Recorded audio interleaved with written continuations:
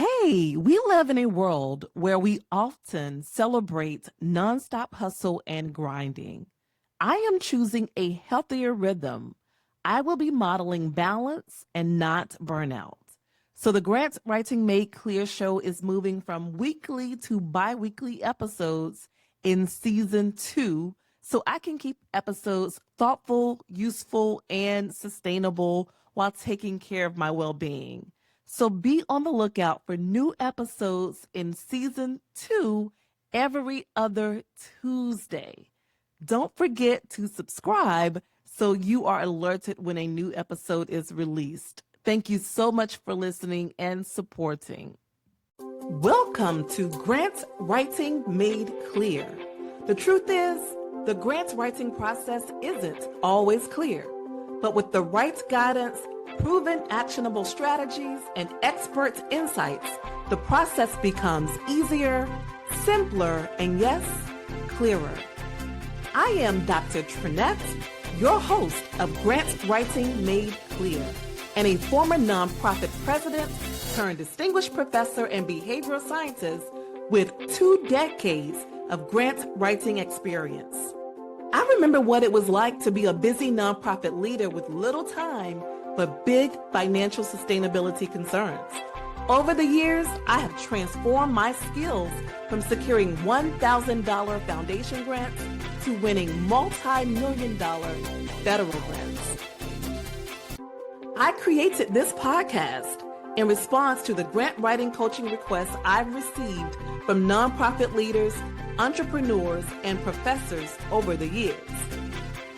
Join me each week as I reveal insider strategies and share key lessons that turn wishful thinking into winning applications. Pull up a seat and get ready to be inspired, empowered, and transformed. Whether you're a beginner or a pro looking to sharpen your skills and create a life you love, you're in the right place, my friend. Let's get started.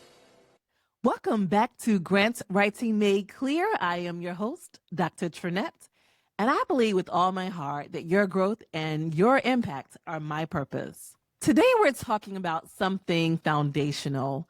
Every season needs a plan. I am big on planning, and I want you to know that every season needs a plan. Now, before you think I'm just telling you to add one more planner or one more to-do app, and I do use both, I want you to hear me out. I'm not talking about busy work or color-coded spreadsheets that look pretty but never get used. I'm talking about a rhythm, a framework that works like GPS for your season, right? It keeps you on track. It helps you recalibrate when things shift and gets you to your destination without the chaos of constant detours. And so I want to talk about planning today.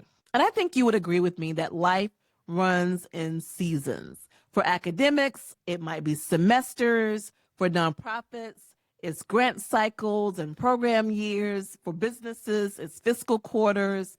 For families, it's often school years and sports seasons.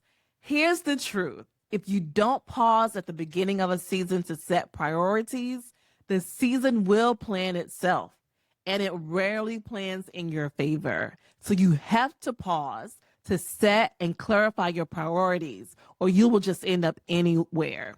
Your inbox does not care about your growth. Meetings don't care about your goals. Committees don't care about your energy. If you don't claim your time, the world will continue happily in consuming your time.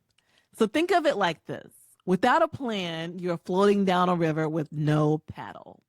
With the plan, you've got both a map and an oar. You can navigate the current instead of being dragged by it. You can navigate the current instead of being dragged by it because you have a plan. And here's what I love. A strong plan does not need to be complicated. It can really come down to just a few different things. So first, you have to have a vision. And one of the things I do when I sit down to plan at the beginning, for me, I'm an academic. So for me, I really do operate on semesters. I also have children, as you all know. And so they are in school from August until May. And that also impacts how I operate. But for me, one of the things I do when I sit down to plan my year, which is the academic year, I ask myself, I say, by the end of this semester and by the end of this academic year, what do I want to be true? What do I want to be true? And for me, I list both professional goals and personal goals. And so sometimes I'll have in my research category things like I want to submit a grant. These days is submitting a few more grants than typical. I might have that I want to launch a specific program. In my personal category, I'll list that I want to make sure that I cook dinner at least 3 nights per week. I'll have different goals in each category that are like my big vision goals. And the reason why I don't have 50 or 100 goals is because if everything is a priority, nothing will be prioritized. And so I try to limit, I have a few different areas, and I try to limit it to maybe 5 goals in each area so that I'm clear about my priorities in each area. And then I think about how I'm going to anchor my time. And so it might be things that are recurring blocks of time that create structure and stability. For example, some of you who write daily, which again, I applaud you if you can do that. That's not my style. The daily writing, I've tried it so many times, it just doesn't work well for me. But if that's your style, maybe for you, it means that you write every morning. Maybe it means you have standing team meetings.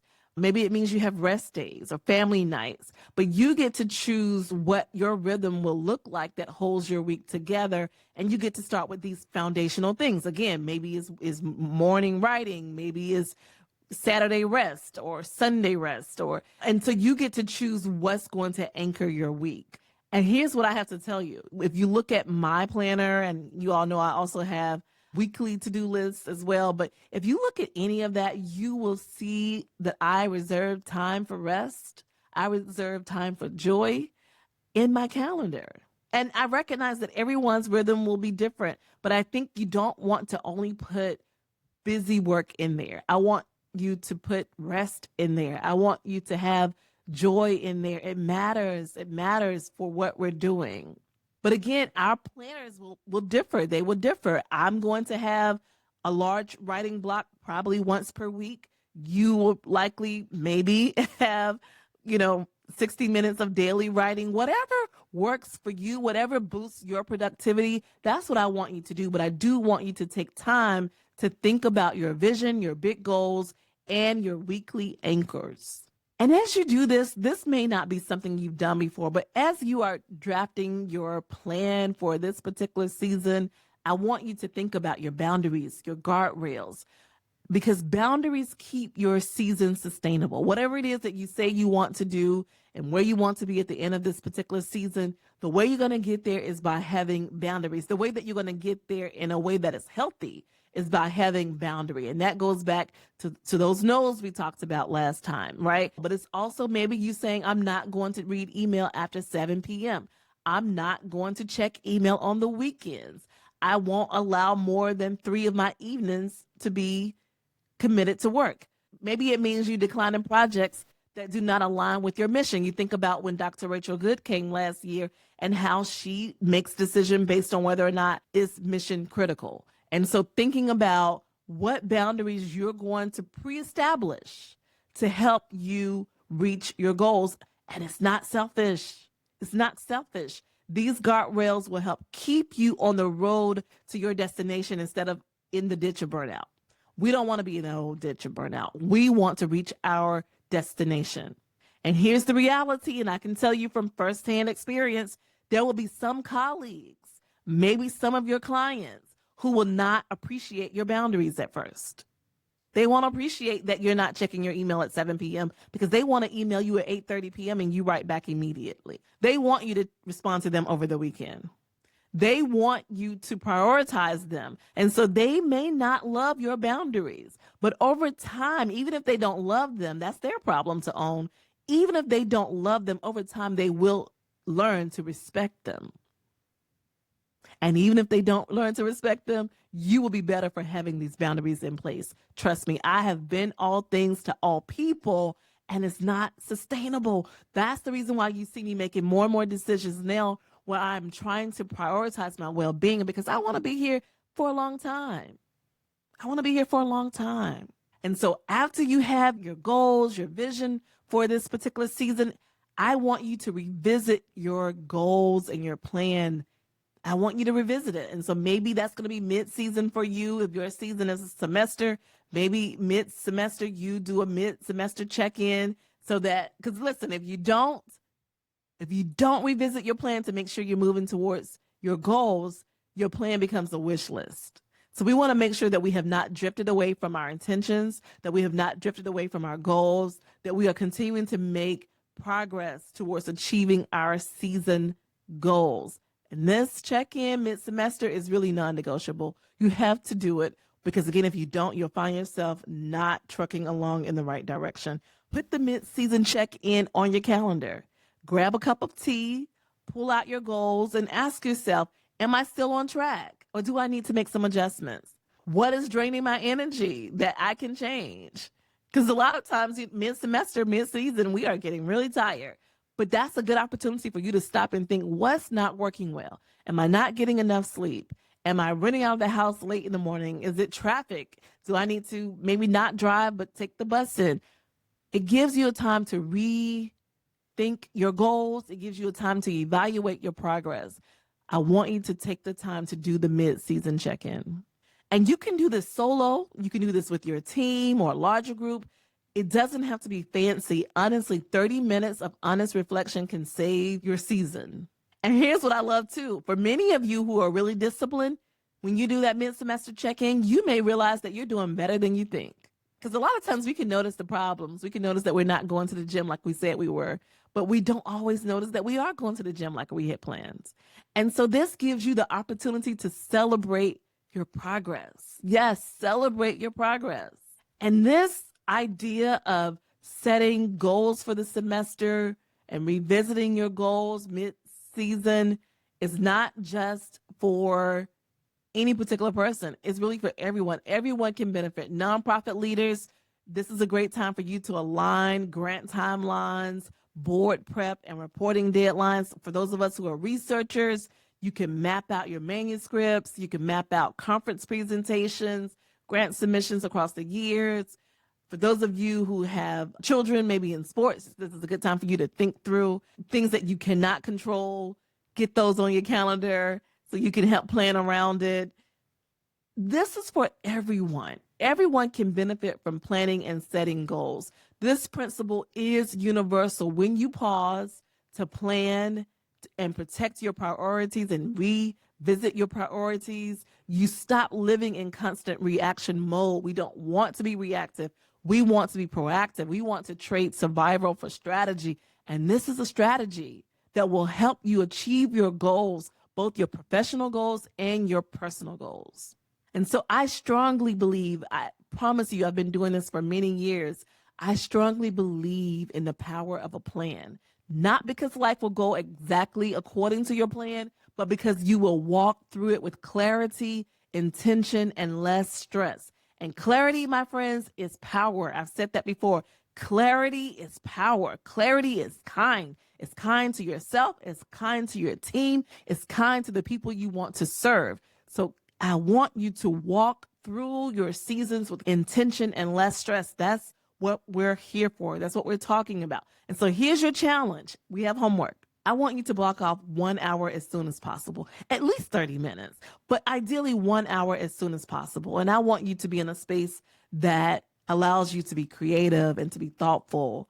And I want you to set 3 to 5 vision goals. After you set your goals, and we're going to have goals in each of the major categories. Maybe for you, it's just going to be your professional goals and maybe personal goals, maybe just those 2 categories. For me, I have them in personal goals. I also have my teaching goals. I have my research goals, my professional goals. Now I have my grant writing goals. Now I have my grant writing, coaching, and mentoring goals. So you want to have 3 to 5 vision goals in each category that matters to you. And after that, you want to establish your rhythms, your anchors.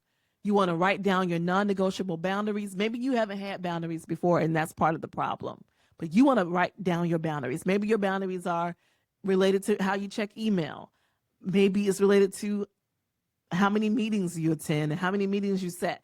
I don't know. You have to think through what's going to help you get where you want to get. And don't forget, during that same 1 hour where you're planning and you're setting your vision goals and your rhythms and your boundaries, don't forget to set your mid-season check-in today. I want you to take an hour and do this, okay? Take an hour and do it. Maybe you've already done it. Maybe you set your goals and your weekly anchors, but you didn't set your boundaries. Maybe you didn't set your mid-season check-in. Do that today. Do that today. Your future self will not just thank you, it will bless you for a season of focus and purpose instead of another marathon of chaos. You know, it seems like we're always on this hamster wheel, just going nowhere. Planning is going to help you go somewhere. Okay, and I do want to share, I've been listening to what you have shared in our Facebook group about wanting to learn more about how to find funding, how to know if it's a good fit. I am planning a special workshop this November about navigating today's funding landscape and finding the right opportunities for you. I will announce the exact date very, very soon, and it is designed to give you clear, actionable strategies you can use right away. This is today's episode of Grant Writing Made Clear. If this helped you, share it with someone who is stuck in survival mode. Maybe they're not interested in grant writing at all. Share it with them. Anyone can benefit from them. It doesn't have to just be someone who's interested in grant writing. Maybe it's your auntie, right? Maybe it's your first cousin. Maybe it's a colleague, a friend, sorority sister. Share it with someone who can benefit from having a plan. And guess what? I think we all can benefit from having a plan. So don't forget to share it. Don't miss our next episode. Until next time, I am Dr. Trenette, and I want you to keep showing up, keep learning, and remain determined. Your future self is counting on the decisions you make today. Take good care. Thank you for listening to Grant Writing Made Clear. I hope today's episode gave you inspiration, confidence, and clear information that you can turn into action. Remember, you are not alone. There's a whole community here striving for the same impact. If you enjoyed today's episode, please subscribe, leave a quick review to help more people find the show, and share this episode with others in your network. It really does make a difference. For more grant writing tips and resources, follow me on social media. Until next time, keep showing up, keep learning, and remain determined. I'll talk to you next time. Goodbye for now.